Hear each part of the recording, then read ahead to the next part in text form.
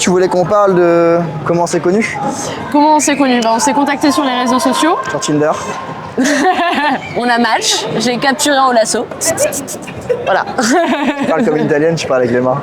Je suis sicilienne. C'est vrai? Oui. Ok. Ah, je me disais bien que tu avais des origines. Qu'est-ce qu'on voulait dire si après. On parlait en fait de la différence entre western et classique, je crois, tout à l'heure. Western et classique, oui, parce que tu connaissais pas trop le horsemanship. Ça, c'est ce que tu m'avais dit sur les réseaux quand En on fait, parlait. Je savais pas trop. En fait, je voyais pas le concept d'horsemanship alors qu'on parlait du concept d'éthologie. Mais en fait, tu m'as dit toi que c'était juste un terme anglo-américain, quoi. C'était la même chose. Pour moi, c'est un peu la même chose. C'est un peu le terme de équitation éthologique qui est devenu à la mode, qui a été amené beaucoup par Andy Booth, etc. Mais après, c'est vrai que quand on voit des personnes travailler en équitation dite éthologique et en horsemanship, au final, il y a quand même des différences. Mais comme des horsemen, au final, qui ne travaillent pas du tout de la même manière. Donc c'est vaste parce que moi, la vision que j'ai du horsemanship, c'est pas du tout la même que d'autres entraîneurs. Bah en fait, moi, C'est délicat. ce que je trouve la différence entre le horsemanship et vraiment, on pourrait dire l'éthologie, c'est que dans l'horsemanship, on a vraiment cette sensation que ça découle, tu sais, du western, tu vois. On a vraiment cette sensation que ça vient de là. Alors que l'éthologie, on a plus, l'équitation éthologique, on a plus cette sensation que ça vient vraiment de quelque chose de très, très scientifique, très codé. Genre en mode, faut faire ça, ça, de telle manière et pas autrement. Alors que dans l'horsemanship, genre, il y a des choses, tu vois, à faire où tu dois respecter certaines règles, tu vois, mais il y a beaucoup plus de liberté, je trouve. Beaucoup plus de flexibilité. Ouais, non mais totalement. En fait, dans l'équitation éthologique, maintenant, vu qu'il y a eu un engouement là-dessus, je pense qu'on a dit on fait comme ça, on fait comme ça. Et j'en ai parlé il y a pas longtemps sur les réseaux sociaux sur la notion de hiérarchie. Et qui a fait vraiment, c'était un peu tabou de dire voilà, il y a de la hiérarchie dans les chevaux, et parce qu'ils ont dit oui, il y a eu une étude là-dessus, mais en fait il y a eu des études qui ont prouvé le contraire. Mais en fait il y a un effet de mode et vraiment un engouement, et en fait tous les gens sont en mode mais non, mais selon l'équitation éthologique, il n'y a pas de hiérarchie. Bah peut-être pour certaines personnes, pour moi quand j'ai observé les chevaux sauvages, la hiérarchie elle était là, il n'y a pas besoin de voir les chevaux sauvages, je le vois aussi en France, hein. Mais pour moi, si, il y a de la hiérarchie et je travaille comme ça et ça se passe bien. Et le join-up de Monty Roberts, on en a parlé même avec d'autres personnes, ça fonctionne. Est-ce que c'est la meilleure méthode? On ne sait pas. Puis il y a d'autres personnes qui vont la travailler d'une telle manière, qui vont l'adapter à ses moyens. Mais au final, ça reste un exercice de hiérarchie. Voilà. Et du coup, tu penses que la hiérarchie interespèce, elle existe du coup? Alors pour moi, elle existe selon ce que j'ai pu voir, donc pas selon les dires, selon ce que j'ai pu vivre, observer, etc. Elle existe. Après, il y a eu toute cette notion de dominance qui reste vraiment tabou, et je pense parce que les personnes ont vraiment cette notion de dominance égal en mode méchant, voilà, c'est tu es méchant. Je pense qu'il y a eu aussi beaucoup le côté dominant sexuel entre les humains, où il y a le côté vraiment qui rapproche à quelque chose de très sombre. Alors que pour moi, il n'y a pas forcément ça. Et les chevaux, quand ils vont dominer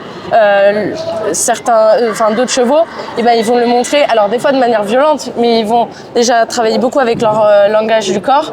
Et puis ils vont déjà prévenir, ils vont peut-être regarder, puis coucher les oreilles. Après, s'il faut, c'est comme quand ils ont mal pour sangler, ça va être pareil, ils vont prévenir. Et il y a un certain stade, et s'il faut envoyer les postérieurs, ils vont y aller.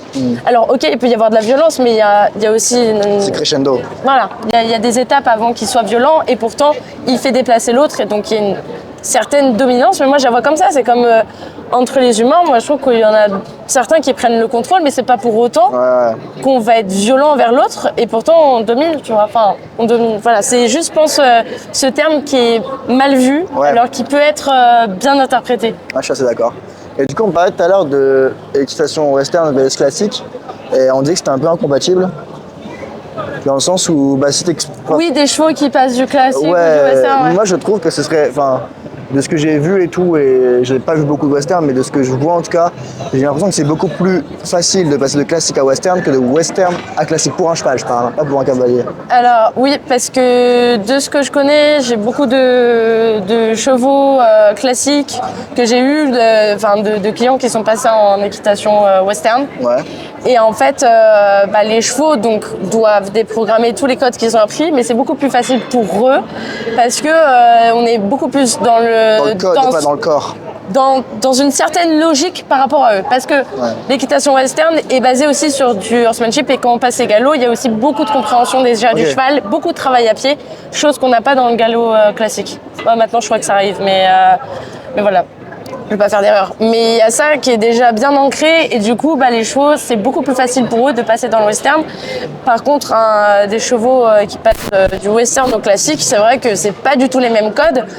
Et du coup, ils sont beaucoup plus brouillés parce que ça part dans l'illogique et que pour ramener un cheval sur la piste, le cavalier western va ouvrir une porte, fermer l'autre pour bloquer pour le ramener, alors que le cavalier western, il va tourner sa reine, sauf que ça va décaler le cheval. Et du coup, les chevaux western, ils vont pas comprendre, ils vont me dire « Attends, qu'est-ce que tu me fais ?» Alors que nous, en classique, quand j'en ai fait, c'était ça et je me disais « Du coup, si tu veux tourner à droite en classique, je fais une reine d'ouverture. Ouais. En western, tu fais quoi du coup? En western, déjà, on n'utilise pas forcément la main. Sur tes épaules? Alors déjà, il va y avoir toute l'assiette, le regard, comme en classique. Donc le play pour les gens raides comme moi, c'est voilà. Et en exagérant, alors après, on va ouvrir la porte à droite, mais après, on va pas forcer à vraiment décaler. Parce que moi, je suis méga raide, donc en classique, si je dois déplacer mes machins et tout, je vais galérer, tu vois. Ah mais déjà c'est une autre salle. Déjà t'es beaucoup plus. Ouais, dans les classiques t'as pas forcément la même possibilité de mouvement de ton bassin. Il y a plus de mobilité en western. Ok. Ouais.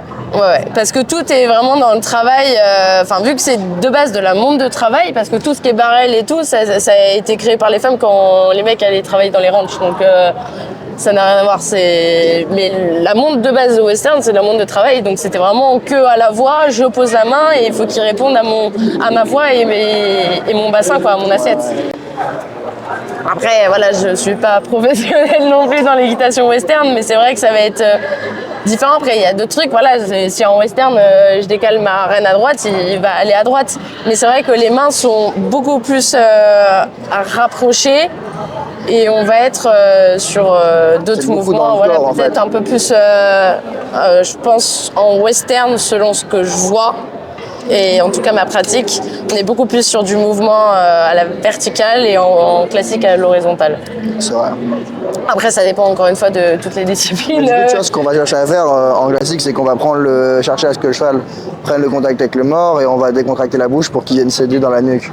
En western, comment est-ce que tu tends vers cette même recherche? Pour ça, j'ai eu 2 enseignements différents, sachant que voilà, j'ai pas encore passé mes galops western, mais il va y avoir des personnes qui vont aller rassembler pour aider les jeunes chevaux en rapprochant ici. On écarte et après on veut avoir un cheval sur les rênes. Voilà, okay. Donc là il va y avoir de l'action de rêne, c'est pour ça que du coup au début on fait avec les rênes longues et après qu'on va mettre de l'action, ça va être un travail un peu plus poussé. Mais du coup, on va mettre ici, puis on va rapprocher petit à petit pour avoir un rassemblement à une main. Du coup, le rassembler à une main, ça va être rapproché vers soi. Si on veut rassembler en exagérant, ça va être ça, le mouvement. Et après, j'ai eu aussi à 2 mains juste jouer dans les doigts. Mais après, ça c'est un cheval, je pense, qui est un peu plus dans le travail. Mais du coup, il va y avoir quand même de l'action de rêne et de l'action de jambe pour pouvoir garder le cheval en mouvement aussi. Comment tu tournes avec ton cheval si tu veux pas utiliser tes rênes du coup en western? Tu m'as dit qu'avec le corps, mais déjà avec le corps ils le font beaucoup, mais si tu as besoin tu rajoutes les jambes. Si tu as besoin tu rajoutes les jambes, alors en exagérant en fait ça suit, mais du coup tu vas ouvrir là-bas et tu veux du coup par exemple tourner à droite, tu vas désengager en gros postérieur droit, donc tu as ta jambe droite légèrement qui va reculer. Et ta jambe gauche qui va rester à la sangle. Sur des chevaux qui comprennent vraiment pas, je vais limite avancer pour bloquer l'épaule, c'est vraiment très compliqué. Ils comprennent. Franchement, après, avec le mouvement du bassin, alors... J'ai mal aux épaules, on peut faire une pause. Oui, pas de... Mais tu vois, tu voulais qu'on parle de comment c'est connu? Comment on s'est connu? On s'est contacté sur les réseaux sociaux. Sur Tinder. On a match, j'ai capturé en lasso. Non, c'est par rapport au fait que, au final, tu connaissais pas du tout le monde western et surtout le horsemanship. Je crois que tu avais commenté en fait, genre une vidéo que j'avais faite, tu m'avais dit c'était Monty Roberts. Ouais. Et de là on avait discuté, mais bon, on a beaucoup discuté. Et puis en fait c'est un peu toi qui m'a, du coup tu m'as invité ici et tout. Et tu m'as fait découvrir un peu tout le truc de western. Et c'est vrai que moi j'avais pas des préjugés, mais un manque de connaissances, tu vois. Je pensais vraiment pas que qu'il y avait déjà autant de disciplines, de sous-disciplines, que c'était vraiment très différent. Bon, on en parlait juste avant de faire la caméra, mais dans le travail des chevaux, que par exemple, tu dois être capable de mettre des coups de talon, entre guillemets, sans que le cheval bouge. Et ce qui est l'inverse de ce qu'on recherche dans le classique. Bon, on cherche pas à ce que le cheval réagisse au coup de talon, mais qu'il Et c'est la pression de jambes, mais Ouais. ça finit comme ça, souvent malheureusement. En fait, c'est vrai que la différence, je vois dans le classique, ce qu'on peut avoir sur des chevaux peut-être de poney, de poney clève, on va avoir des chevaux qui sont tellement dépressifs que du coup, on a beau talonner, ils vont pas avancer, mais parce qu'ils sont rétifs, tellement qu'ils sont pas forcément bien dans leur mental, alors que nous, c'est à l'inverse, et si on talonne comme ça, c'est parce qu'on va éviter qui réagissent comme ça par sécurité, mais par derrière, on va peut-être plus s'axer sur Du coup, c'est une désensibilisation ou une habituation? Comment? Du coup, c'est une désensibilisation ou une habituation? Alors, l'habituation, pour moi, ça va être plus un cheval qui va être dans un pré où tu vas voir un train qui passe, il va s'habituer. Mais l'habituation et la désensibilisation C'est lié. se rapprochent quand même beaucoup. Moi, quand j'avais fait une formation, on me l'avait vraiment comparé, on m'avait fait une définition pour comparer ça, mais après La voilà, formation que t'as pas aimée la formation que j'ai pas aimée. ça va faire bam. Je prends un montage. Mais non, après, oui, sur la différence de la désensibilisation, pour moi, il va y avoir un travail de désensibiliser le cheval à quelque chose ou une situation qui pourrait l'effrayer, sans aller trop le désensibiliser, sinon il devient rétif. Et à l'inverse, l'habituation, on peut l'habituer à une aide. Donc si tu dis, ok, c'est au pas, ça va être de l'habituation aussi. Et c'est pas pour autant que c'est de la désensibilisation. Alors tu peux code. désensibiliser si vraiment il a peur, ça peut arriver. Mais l'habituation, C'est ça? quoi? Pensez au clicker. Ah oui, le Ah. clicker. Je crois que j'avais un truc sur moi. Si, j'ai pas compris, je me suis dit putain. Mais oui, l'habituation, il va y avoir aussi par exemple désensibiliser au coup de talon comme ça pour qu'il bouge pas. Ok, pour moi, c'est peut-être une situation plus de désensibilisation. Et l'habituation, ça va être ou à la rigueur, si t'avances pas, je vais mettre ma pression de jambes, de mollets pour rajouter de l'action, pour te dire non, c'est ça que je veux. Là, ça va plus être de l'habituation. C'est Pour moi, marrant. c'est un peu ça. Pour moi- On désensibilise et du coup, il va s'habituer. Ouais. Donc, ça se rejoint aussi. se rejoint Mais aussi, pour ouais. moi, l'habituation, c'est OK. À force d'avoir l'habitude de je tourne l'arrêt, je te demande une flexion, il va se dire OK, faut que je désengage les hanches aussi. C'est pas du tout de la désensibilisation, c'est juste OK, on a compris le système. Donc, ça se rejoint pas mal sur le côté désensibilisation. Mais pour moi, il y a de l'habituation dans la désensibilisation, mais il n'y a pas de la désensibilisation pour ça. Voilà. Tu parles comme une italienne, tu parles avec les mains. Je suis sicilienne. C'est vrai? Oui. Ok. Ah, je me disais pas que pour t'avais ça. des origines. Ok. Et du coup, Fromage. Le pasta. tu parles l'italien en fait ici. T'es venu avec eux. Et c'est quoi qui est sur son dos? Ah, c'est un straps?